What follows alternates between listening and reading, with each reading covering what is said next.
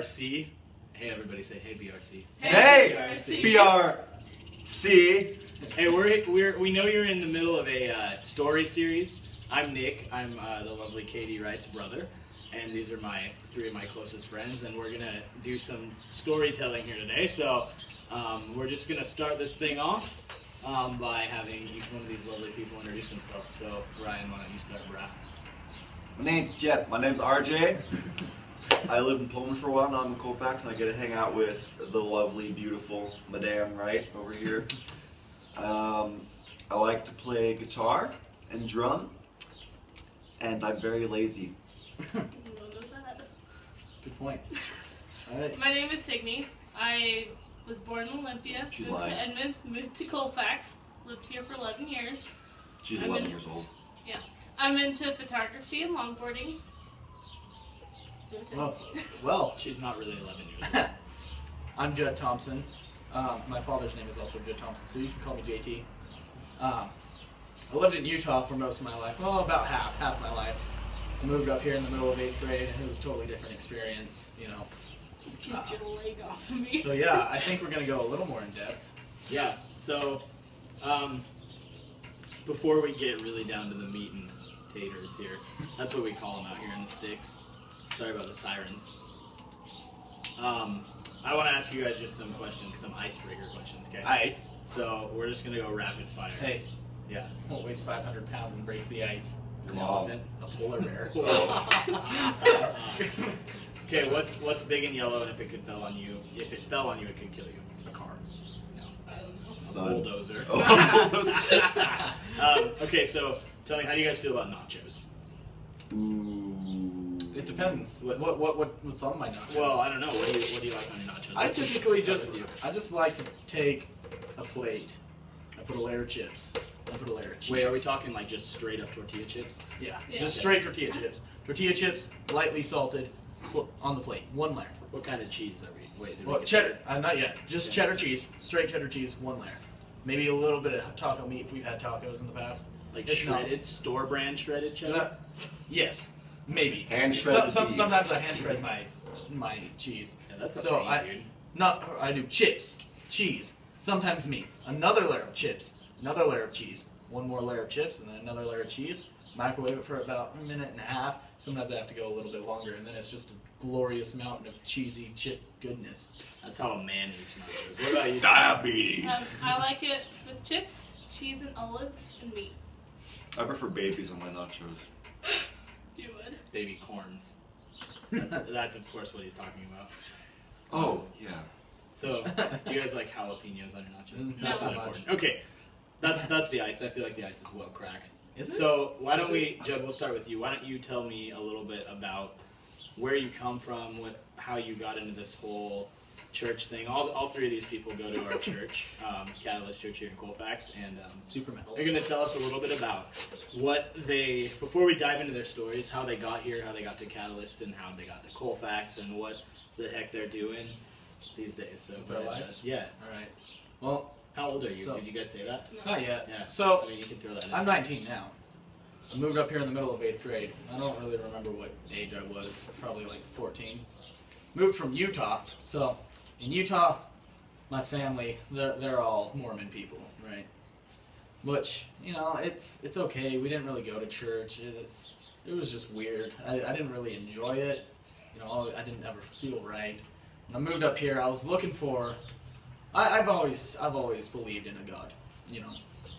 And I was looking for a church to go to, right? Well, I had some missionaries over once, Mormon missionaries, and I was thinking about going to the Mormon church, you know, because I wanted to live that type of lifestyle. Well, you know, middle of 8th grade, we moved up here. Well, 8th grade summer, I went back to Utah for the summer to visit my mother because my parents are divorced. My mom lives in Utah. I moved up here with my dad. Anyways, when I come back, well, back up a little bit. There was an 8th grade graduation dance, right? Met this chick. She was pretty cool, right? Her name was Brianna, right? Well, I go down to Utah. Didn't really think much about her. Moved back, and then, you know, some kids were inviting me to this youth group. I was like, yeah, I don't know, maybe not, you know. And people kept inviting me, right? Well, then one person came along and was like, Brianna will be there, and I was like, oh, really? So I went up to youth group, and I started going to Catalyst. It wasn't called Catalyst then, but it is now, so we're going to call it Catalyst. What was it called? Colfax Assembly of God. Yeah. Yes. Yeah, so anyways, I got into it. I got pretty deep. I joined the worship team, you know, and it's That pretty was great. before my time. That was before your time, yeah. And I work over at an engineering company called SEL. I'm basically a glorified gopher over there. But it's all well and good. All right, cool. Well, let's move on. Signy, why don't you tell us how you got here? I know you're kind of like inherently embedded in the church a little bit. Whether that's a good thing or not, I don't know. We'll talk about that later. But how did you wind up here in Colfax, and where did you come from? My parents are pastors, and so about 11 years ago, they moved here to be the lead pastors at the church. From where? Oh, from Edmonds. Where the heck is that? These guys are from Phoenix. In They don't Seattle. know that- They don't even know that Colfax exists.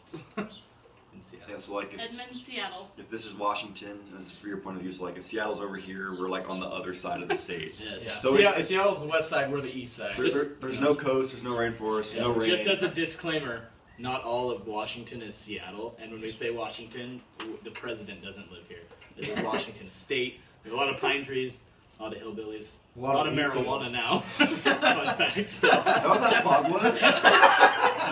Oh, I think we're getting off track. So RJ, how'd you get here, man? Where'd you come from? Alright. A little bit? We'll get a little So, deeper into the stories. I'm 17. I was born in Washington, like by Washington State University, which is in a different town about 15 miles away. And then my family moved here, and I grew up here until about 4th grade, and I moved back to the town I was born in, and I met some cool people, and I did some kind of messed up stuff like the marijuanas. Anyway, I moved back to Colfax, and I'm with my wonderful friends, and about 5 years ago, I got invited to come up to the youth group, and so I did, and it was freaking rad, I remember that. and so it stuck, and I stayed. People are staring at me. That's okay. I'm just too beautiful. Anyway, now I'm a junior at my high school. School's almost over, and excited for next year. And I don't work, so I'm lazy. So. It's alright, you're still young, you don't need to work yet. Treasure these moments. Seriously, dude. So, now I just want to take a minute and we're going to go in reverse order. And I want you guys, excuse me, to just tell your stories. Not stories in the sense of like, obviously you just said where you came from, but stories in the sense of how you became a follower of Christ and how that journey worked out for you.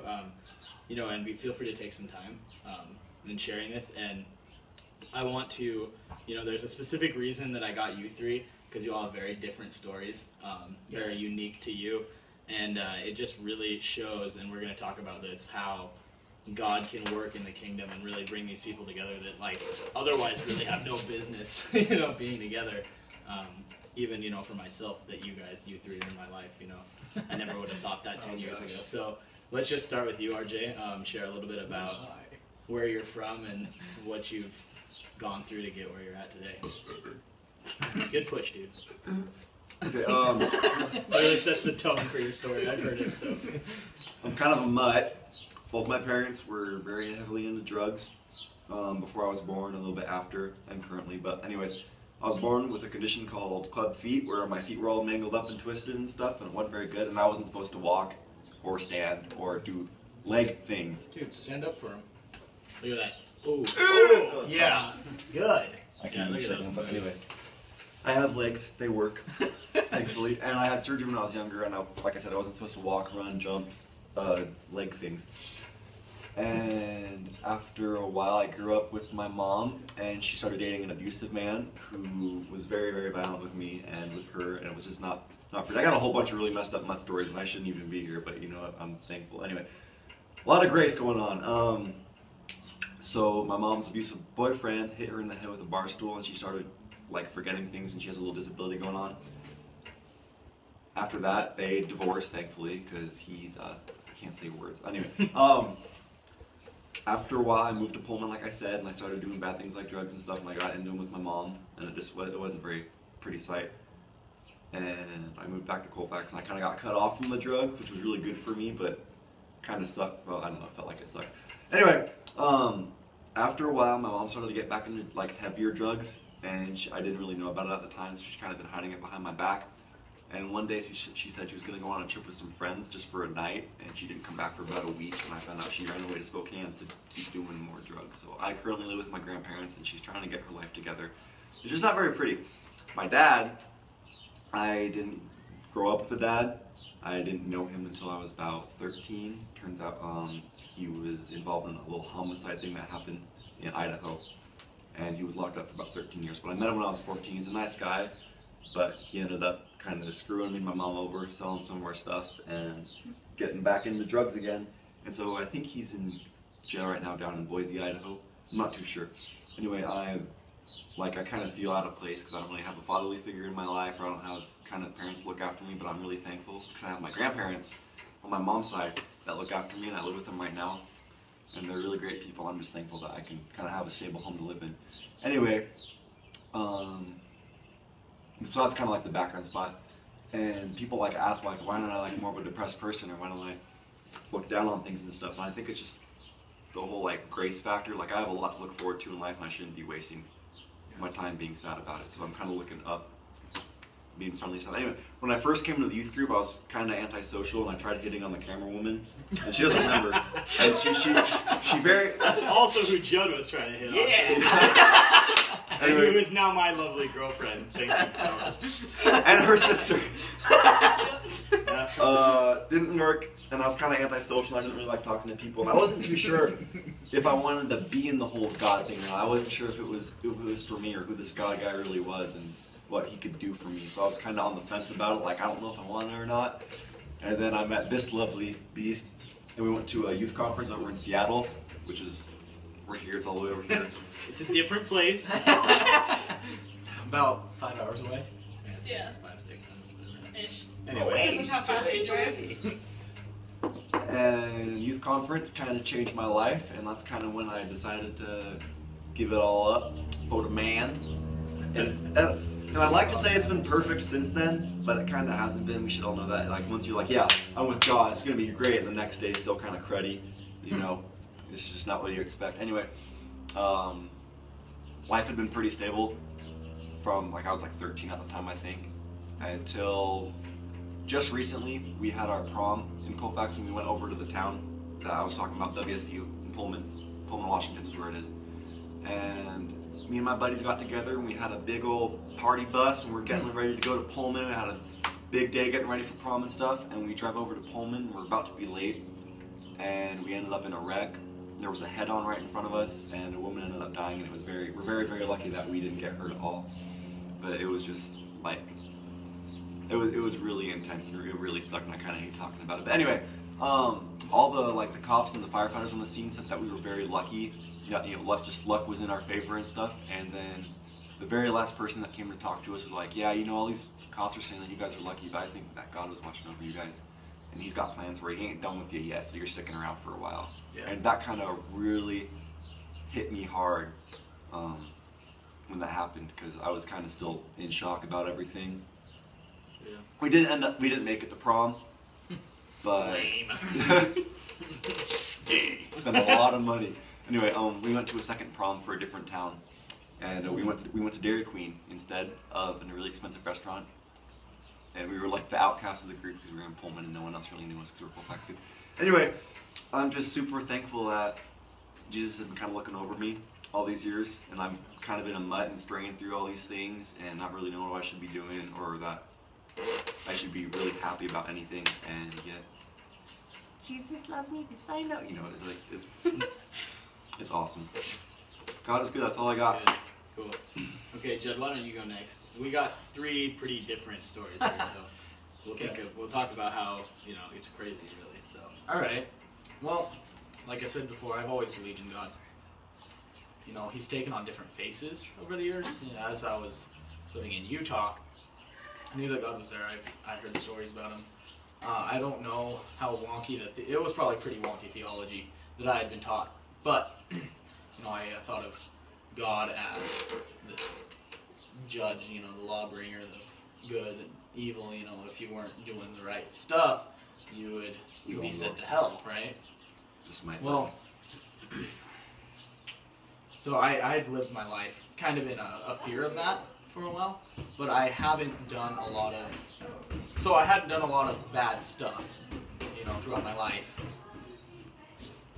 I'm gonna go tell him to shush. Anyways, there's been moments though. I mean, like, I kind of started falling away from believing because, you know, I hadn't seen any works being done in me. I'm like, God, are you doing anything? Are you there?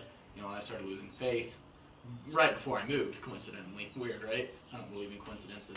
Anyways, I had this friend when I was in 7th and 8th grade, and he wasn't a very good influence. You know, he was I liked him as a friend. I thought he was awesome, but we got into like marijuana a little bit. I mean, he was much deeper into it than I was, but I was there for like, yeah, let's do this thing, you know, let's hang out, let's be chill. I'm doing it because you're doing it, kind of. Yeah, that type of deal, you know, which is weird because like we smoked like only 3 times, but I mean, none is better than 3 times, right? Anyways, it was weird because right after that I moved up to here, Washington. My dad worked at the Air Force Base in Utah, and then he got a job at a dam up here. My dad's a dam worker. So we moved up here, and like I said, I had believed in God. My dad told me before we moved, you know, we're going to a different place. You can be a totally different person than who you've been, which was kind of eye-opening to me. I don't think I changed my personality per se, but I changed my influences, if you will. So like when I first moved up here, I wasn't really, I don't know, I was kind of the outcast, if you will. I had long hair, it was like down to my shoulders. I wore skinny jeans, I wore black, no color. Just, you know, it was no color, right? Life was kind of like dull for me, if you will. And I met some friends. They weren't the best influences, but you know, you move from one flock to another because it's familiar, right? You move from the same type of groups. Well, I had been invited by them to come to this youth group. I had been invited by other people to come to this youth group. So I came to this youth group, and you know, we had songs that were like rock songs, and I was like, oh, cool. You know, this is nothing like the hymns that we sing over in Mormon church, and you know, this youth group is really nice. I like the people here. I feel welcomed. It felt right inside of me. And one time I was just, you know, I'd come on Wednesday nights a few times. I was going to another youth group at the same time. It's not like a bad thing. I was just trying to figure things out, right? Well, I had friends that were going to both, and then I kind of stopped going to one. I kept going to this other one, the Catalyst youth group, and it was just like, this feels right. And, you know, one Sunday I got up early, and I decided to come to church on Sunday, right? Well, as soon as I got there, I was welcomed by friends, and I felt this rightness and this like warm, I want to say kind of like a fire feeling in my chest, right? And it was just burning, and it was like, it wasn't a bad, painful burn. It was a good burn. It was like, You just had yeah, heartburn. it was a deep burn. It was a good burn. You just had heartburn for the first time. No, it was just, it felt right. And when I think back to that, all I imagine is like gold, like a gold color in the sky, you know, like a sunset kind of. And it was great. And so I continued going to this church. And, you know, I joined the worship team. And I started honing my skills on the bass guitar, slapping at the bass. Boop, boop, boop. Anyways. No. And I started to get more involved with the church. You know, I decided after my senior year of high school that I would be an intern there. You know, so I spoke with the lead pastor. I don't really know, you know, what the internship is for, but I think it's still right at this point. You know, I thought for a while that I was going to be a youth pastor, but I don't think that's where I am at this point. I'm still trying to figure some stuff out with where my life is headed. But, I work at this engineering company, and I found this newfound interest in electronics, which is pretty great because being a bass player, I like to build guitar effect pedals, and that's a passion of mine. I found that I really enjoy creating this thing that I can make this beautiful sound come out of. And I've been through some stuff. I've had near-death experiences where I'm just like, God has been watching over me, and I just know that God has been with me throughout this journey. This job that my dad got, it wasn't a coincidence that, oh, we're moving. I started getting deep into it, and God's like, no, that's not going to happen. Here's this job. Your dad, my dad applied for it. He got the job, so we moved. And I know that was an act of God, just because I am. I don't know how to explain it. I feel at peace, if you will, with where I'm at, kind of where I'm headed. There's still rough spots, like anything. We're human, but I'm genuinely happy. Utah it didn't feel as happy, but that's behind me now, and I feel good. Good, dude. Signe. Yeah. It's a chore. Just tell us your story, dude. Everybody has a story. Yeah. All right. Well, like I said, my parents are pastors, so I've always grown up in. Don't do that. I've always grown up in the church. Oh man, I think about this. It's fine. Take your time. Yeah. Tell me about that time you did the thing. Yeah, the thing. What the? Oh, yeah. I was kidding. I don't even know what you're talking about. Well, Okay. I lost it. Dang it. So you grew up in the church. You've pretty much been in it since you were a kid, right? Yeah. So what experiences do you have? Yeah. What is it like? Well, it's definitely fun. There have definitely been hard times just being a pastor's kid. So many people expect things from you, which you don't always know. But it can be hard, but it's great. Pretty rewarding at the same time. Yeah. Yeah. Does it get annoying when people expect you to be perfectly goody two shoes pastor's kid? Yes. Yeah. But yeah. Sweet. So I, having all three of you here coming from different places and different, I think that there's a level of similarity in the sense that you guys all three run with, unique crowds, and that there are expectations put on you as you have some friends that are like, hey, let's go do this or this, and nobody will know, it's fine. What gives you the most courage, and how do you confront somebody who comes up to you and asks you hey, let's do this, and deep down well, I probably shouldn't be doing that, not because I'm a good kid, or not because whatever, but because I am a follower of Christ, and if I want to look more like him, I shouldn't be doing these things. But then there's that social pressure of well, if you don't, then you're a loser. You're not going to be hanging out with us anymore because you're not cool enough. How do you guys navigate that? I think for me, it's I've been there so many times with the old crowd that I used to run with and stuff, and people that still come up to me, and that's why I don't do that stuff anymore. It's you fall for the whole guilt trip, peer pressure thing, over and over again, and you get tired of feeling guilty about it and feeling like crap for doing it for so long, and you can finally stand up for yourself. Because if you say no, what's the worst they're going to do? Call you a nerd? They're going to forget you even said that a Nerd is a week cool later. thing now. Yeah, that's cool being a nerd. Fine, what's not cool? You're so mainstream, dude. Yeah. Yeah, no, you're so Straight mainstream, edge. not doing the Yeah, whatever. I don't know. I got really tired of always feeling guilty and always feeling like crap because I know I shouldn't be doing these things. And then after really rolling with the youth group for a while, I saw that, hey, God will still forgive you for whatever. You just have to stop now well, you don't have to. Well, you know. Yeah. What I'm saying, God, you're already forgiven for all your sins, but, Yeah, But like just the other day at school, someone told me, "Hey, you want to go skip school and go to this party with me and go do drugs and stuff?" I was like, you know, man, I got a lot of stuff going on in my life right now. I just don't need it. I don't feel like I need to be doing this right now. I'm done with that kind of stuff, dude. And he respected me for it. Like, if you just tell someone no, and that you're not interested in it, and you have things that you stand up for in your life, they're not gonna. If they make fun of you, then they're the stupid ones. Yeah.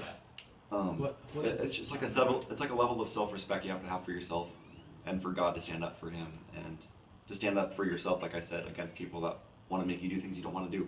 sometimes the fear of what they're gonna say is way worse than what they're actually gonna do. You're like, oh, what are they gonna, you know?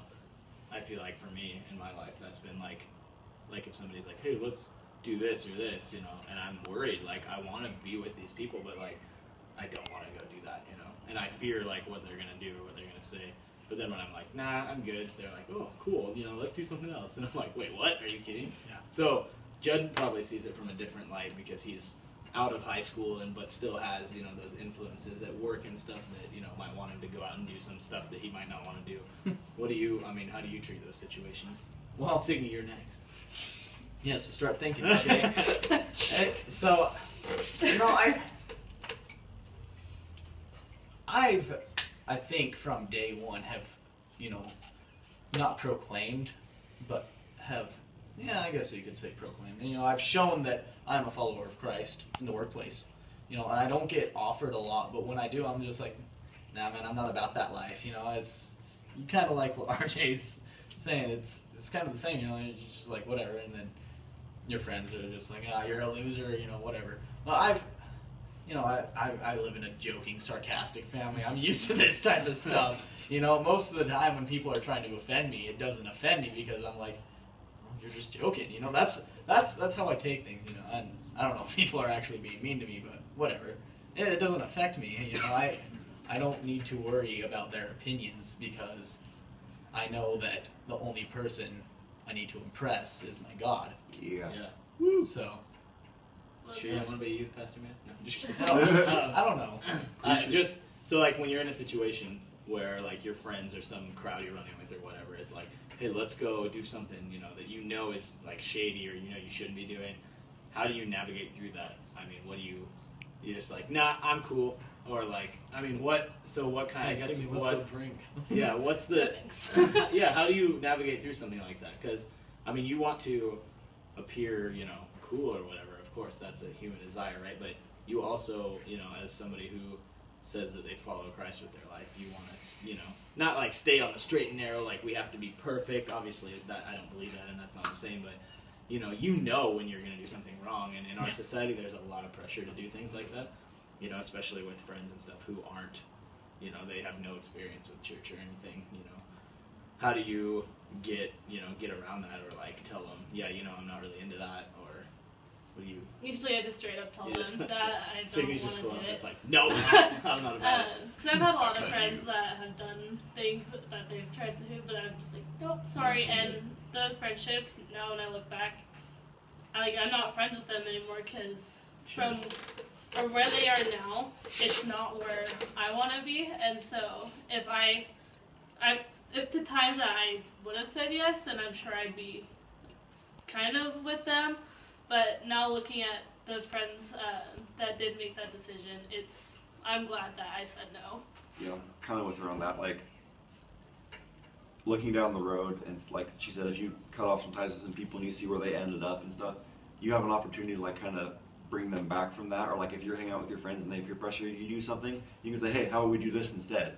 Yeah. And Peer pressure them the opposite way. yeah, positive pressure, right? Yeah. Do you guys ever think Don't about? do math, do heroin. So, in thinking about this and preparing, and even just while we were talking, one thing keeps coming to mind that, like, you know, a lot of times, no matter who you look at, all that they have is their story, and you're always gonna have that, no matter, you know, whether you know, are in rough times or whether you're you know, if you're very successful, whatever that looks like for you, you know, you're always gonna have your story. So, you know, just real quick, I know we're getting close to time, but do you guys ever think like, oh, you know, do you ever think of that as a bigger picture, like when you tell your friends like 9 about that, or when something like happens to you, you know, like what happened to you a couple weekends ago, you know, do you ever think like, this is part of my story now? Is that a conscious thing you guys think about? Or is it like later on you're like, oh, well, that's all, you know, that's all there? Because like, if it happens to you, it's part of your story. Whether you choose to tell it or not, you know, one day that could become a big deal. Do you guys ever think about that? I think it's like you're adding more to each chapter of your life. Yeah. And you can either make it like a big plot twist, or I guess you can't make it, but it can be like a big plot twist, or it can be like a simple little detail, and you just keep adding up, and you can look back on your book review because you're like, okay, I'm done. Sometimes you notice, but sometimes it's just like, nah. You know? But then when you look back, well, it's like whoa. in the moment, sometimes like, or the opposite of what you said, like it might be a really, really big deal, and then in months ahead you're like, that was crap. That didn't matter. Yeah. I don't really look at my life as like, oh, this is part of my story. Oftentimes I'll go through life and then I think back and I look at these specific events that have happened to me that have shaped me to who I am, and that's what I really take as part of my story. You know, like moving, you know, coming to the youth group. These things have shaped me into who I am. You know, near-death experiences. If I don't know, they are, but they're not. Because I knew that I wasn't in danger at that point of my life, you know. So, yeah, do you guys, just real quick before we wrap this thing up, do you guys have anything you want to say to BRC in Phoenix, Arizona, like as a parting or anything at all? I mean, any encouragement or... I miss Katie. Hopefully no I miss discouragement. We miss Katie, so Yeah. we're actually going to be coming to get her, so... Katie's I'm pretty sorry. okay, I This is guess. just telling you that Dude, all this to tell you know what we should do is I'll come down there and see them sometime. Yeah, we should. Yeah, I think Yeah. So that'll happen. But I just want to tell you guys, remember, you know, everything's part of the story, and that's all you have sometimes. So just hold to that, and, you know, if you're in a rough time or you're having a trouble or, you know, some friends are being annoying or whatever the heck it is, if you're in a great season, you know, just, you know, focus on that. It's your story, and that's it. Stay classy. Thanks for hanging out Stay with Catalyst gold, and pony Colfax. Yeah.